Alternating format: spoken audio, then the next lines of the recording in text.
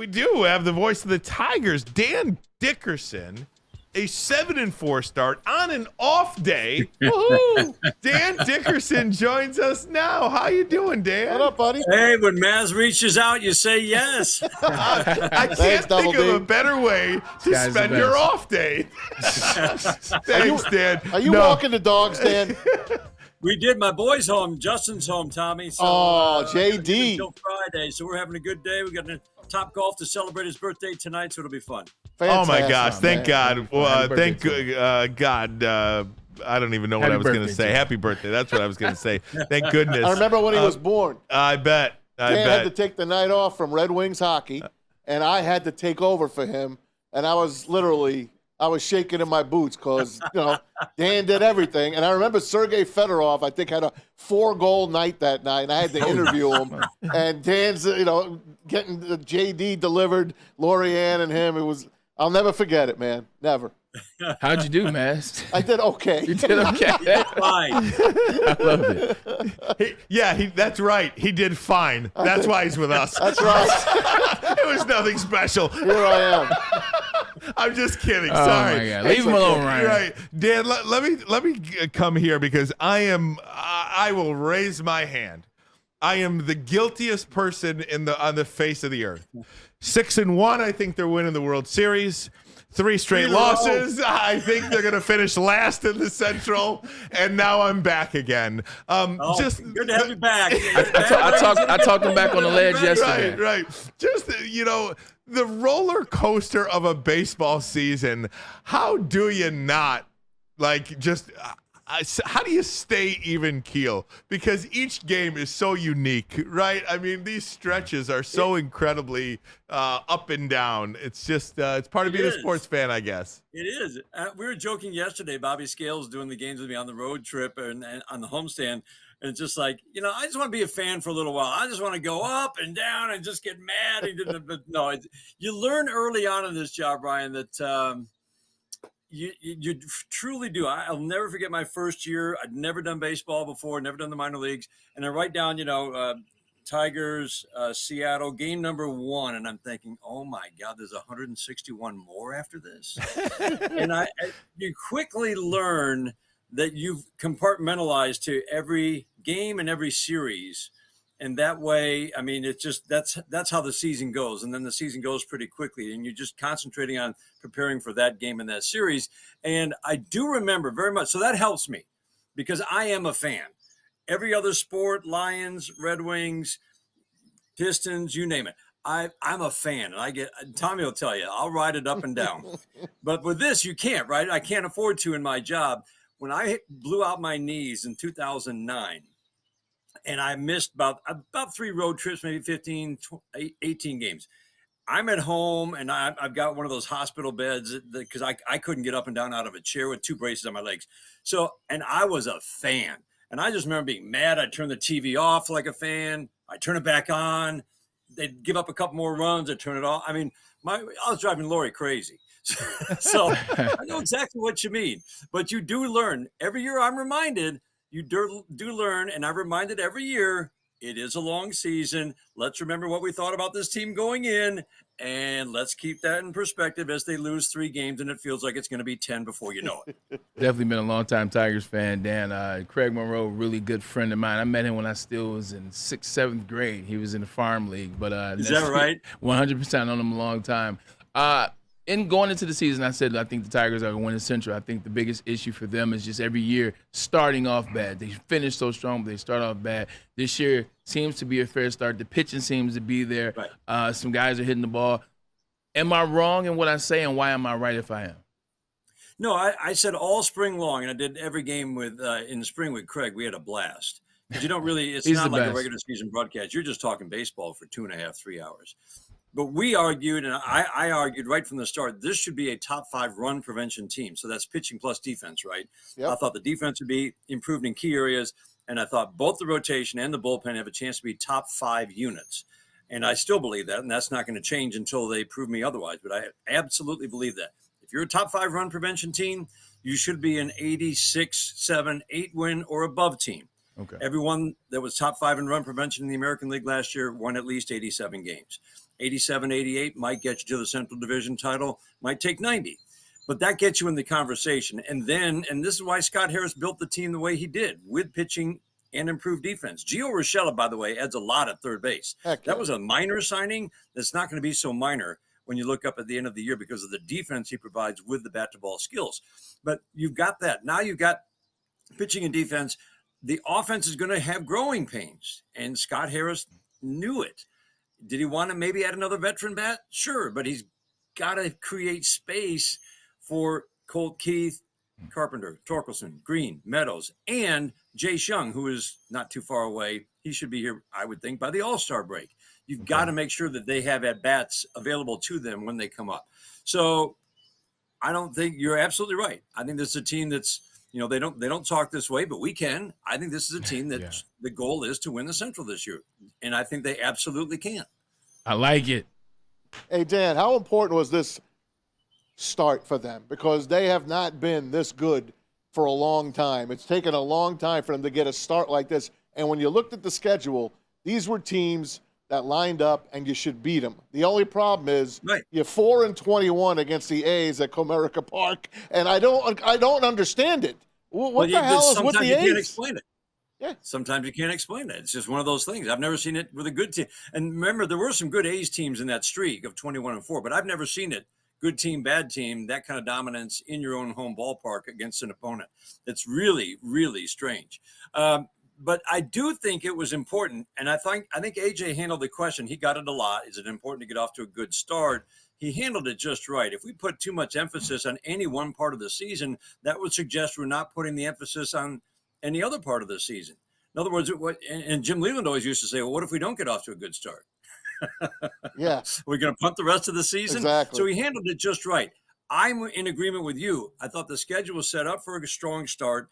I did think it was important since they did not play a game over 500 for one day last year. Yep. They had a nice finish, 19-10, but there's no pressure on you at that point in the season when you're well below the 500 mark and you're playing some teams that might or might not be going to the postseason. So in other words, it's easier to do that, I think, from where they were. Now let's get above 500 and be in the thick of things. You can't really be in the thick of a race if you're below 500. You're above 500, right. You're in the thick of things, you're in the conversation.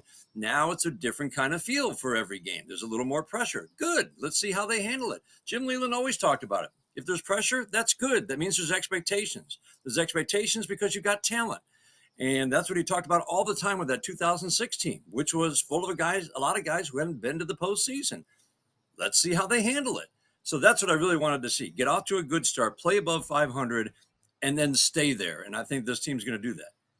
Any surprises here, good and bad, so far in this early part of the season for you? No, but I think you have to kind of go back to spring in terms of any surprises or any things to look for. Gio Urshela was a nice little pickup, as I said, because of the bat-to-ball skills. I think the thing that struck me about the lineup, and it's been quiet so far, I know that. Third worst in the American League last year. That's quite obvious. There were subtle improvements in that offense. So where does the improvement lie this year? It comes in the improvement for guys with more at-bats in the major leagues, Green, Torkelson, Carpenter. It's going to come with Colt Keith because he's going to add an above-average bat in his rookie season. I believe that. But it also comes from lengthening the lineup. You add a Canna and a Urshela. You add guys with just a little bit above average OPS. We said this about Edward Olivares yesterday in Pittsburgh. That 750 to 770 OPS guy. It's a little above league average. That lengthens your lineup. Now all of a sudden, and last year, believe me, this was not the case. Teams could get past that number 5 guy in the lineup, and they could roll 6, 7, 8, 9. Now they're taking a deep breath. The lineup turns over, and they're rested and ready to go against the best hitters in the lineup. Now they're going to work harder at the bottom part of the lineup. And that's a big deal to me. You've lengthened the lineup with Canna and Urshela. And now you can put Javi Baez 8. You've got Colt Keith hitting 5th, 6th, whatever it might be. So the lengthening of the lineup to me is kind of just a small thing because these weren't bats that made you go, wow. They're really good veteran bats, though, that are going to have an impact on the rest of the lineup. Nothing really changed my opinion from the start of spring training to the end on the pitching side. I felt going in this was a deep rotation because I really think Jack Flaherty is going to pitch like a number 1 or number 2 once the season gets rolling. And I just think that with Matt Manning at AAA, that tells you how much deeper this rotation is. And I think A.J. Hinch has the best bullpen he's had in his time in Detroit. It's deep. He's willing to use any one of those guys to protect a lead late, and they can all go multiple innings. Give A.J. Hinch something to work with in the bullpen. We talk about it a lot, but it's absolutely true. No one uses a bullpen better than A.J. because of all the thought that goes into every single game. Who's available, where he's going to match him up, what pocket is he going to create for them to have the most success late in the game. It's unbelievable, but the amount of detail and thought that goes into it is incredible. And I think he's really got more tools on the pitching side, especially, to work with than ever. Hey, Dan, I wanted to stick with that lineup for a minute because, you look at this lineup, Parker Meadows, Spencer Torkelson, 24 years old, Riley Green, 23 years old, Colt Keith, 22 years old. These are really, really young players still that are, at the top of this lineup, setting the tone. And, Meadows is off to a tough start. Spencer Torkelson, tough start. Green and Keith, not much better.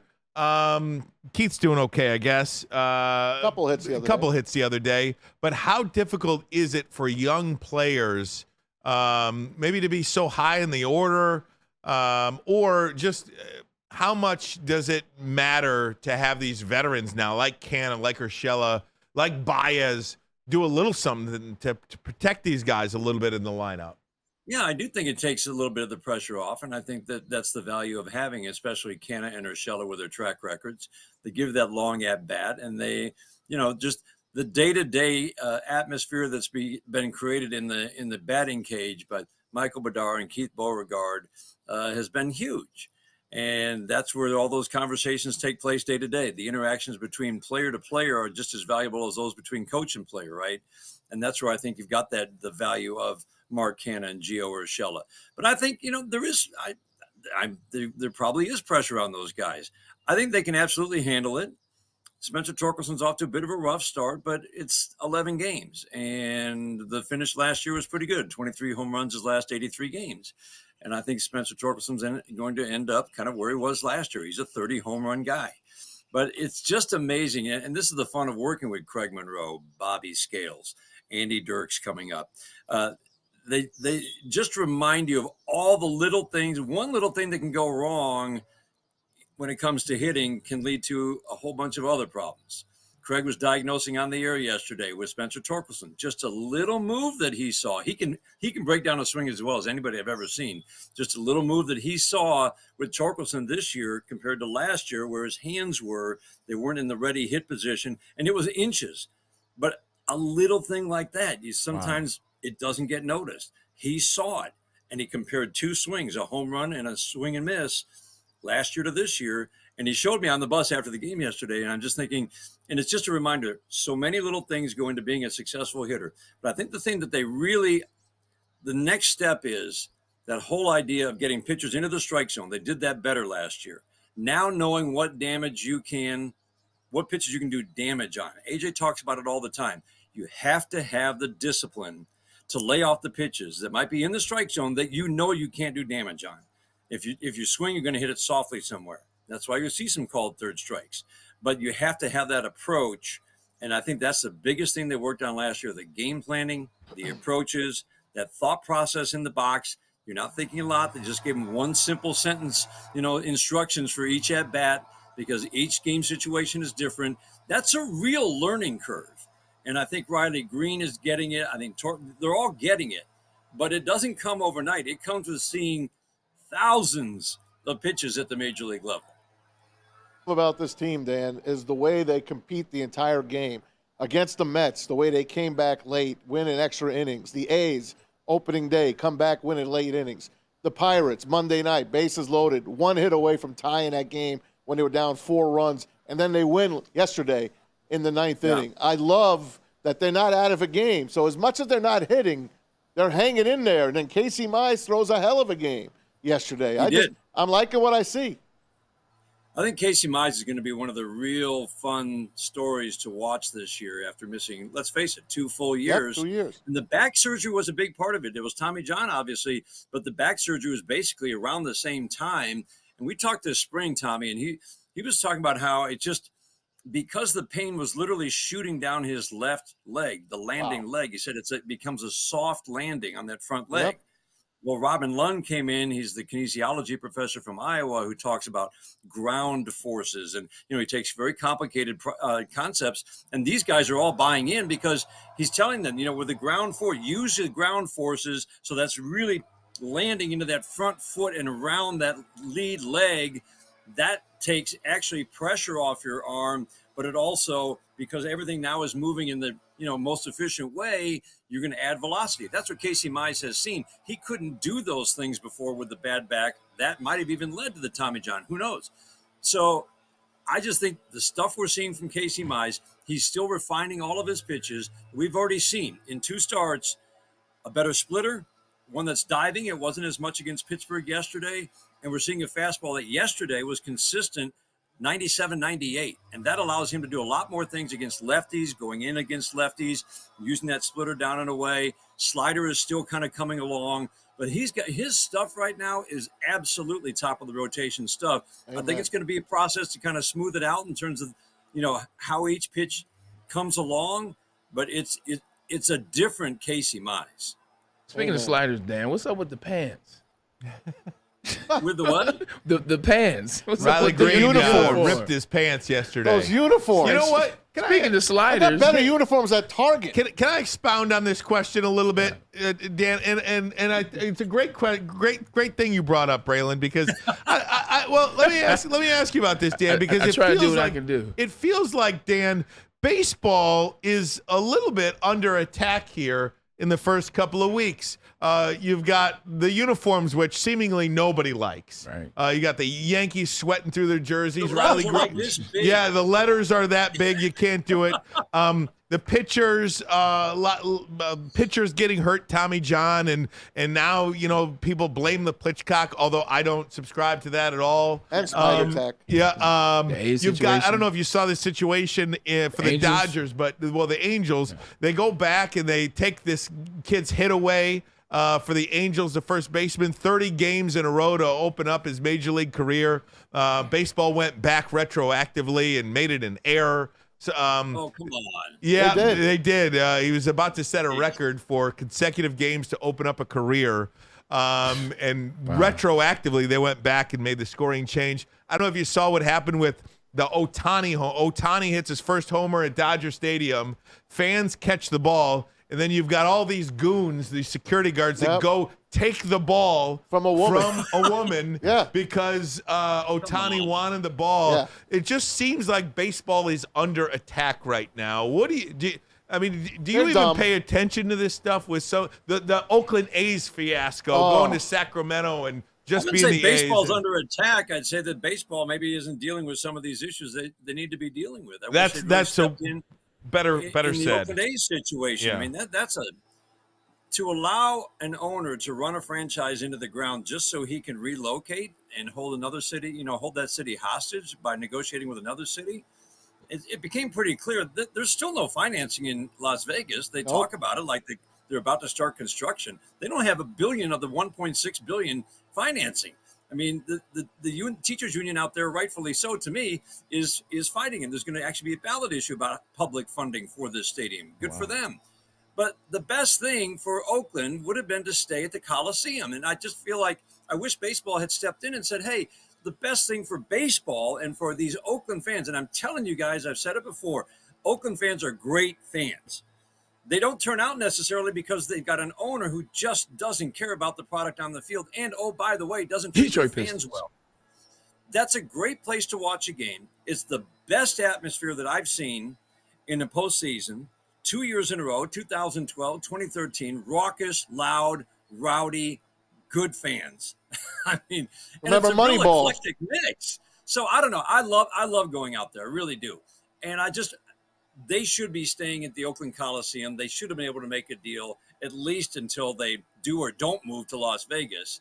That's the best thing for baseball. And you just don't punt away 60 years of history as easily as we seem to be doing with Oakland. They went from the East Coast to Kansas City to Oakland in the 60s, and then we just said, it's okay, go ahead and leave. I don't think you do that lightly. And it just feels like we're like, okay, they can go to Las Vegas. why? Why are we doing that? So, yeah, the uniform thing is kind of, I don't know. It's funny if it wasn't so kind of weird and sad that you've got cheap uniforms that rip on a slide at the home plate. What? Yep.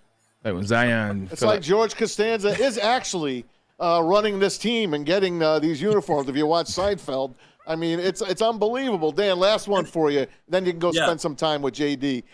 This 8-game series coming up at home. You got the Twins. Yeah. Then you got the world champs, the Rangers coming in, and you got beautiful weather right now. So it's all looking good. And and then of course the draft. I know you're a draft Nick, Dan. It's coming, buddy. You're going to be down there.